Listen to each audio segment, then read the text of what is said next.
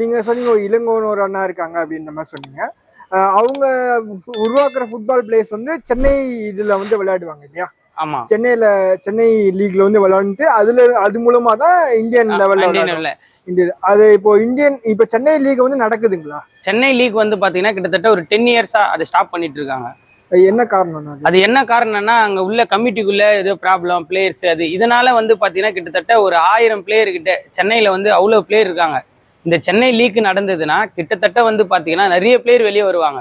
ஏன்னா பிளேயருங்களே வந்து கிட்டத்தட்ட வீக்லி எல்லாரும் அந்த செவன்ஸ் டோர்னமெண்ட் போறது அந்த மாதிரி பிரைஸ் மணிக்காக தான் போறாங்க. சப்போஸ் அந்த சென்னை லீக்னு ஒன்று இருந்திருந்தா இந்நேரம் நிறைய பிளேயர் வந்து காப்பாற்றப்பட்டிருப்பாங்க. நிறைய பிளேயர் வந்து அந்த ஃபுட்பாலே அழிஞ்சிச்சு இல்லைன்ற மாதிரி ஒரு மென்டாலிட்டிக்கு வந்துட்டாங்க எல்லாருமே. ஆனா நீங்க அந்த ஒய்எம்எஸ்சி சொன்னீங்க இல்லையா? இப்போ இந்த கிளப் வந்து அலைவா இருக்கா? இன்னும் எவ்வளவு பேர் உருவாக்கிட்டு இருக்காங்க அவங்க? நான் அது இன்னும் ஒரு 30 வருஷம் இல்லை, இன்னும் ஒரு 50 வருஷம் கூட அந்த கிளப் இருக்கும்.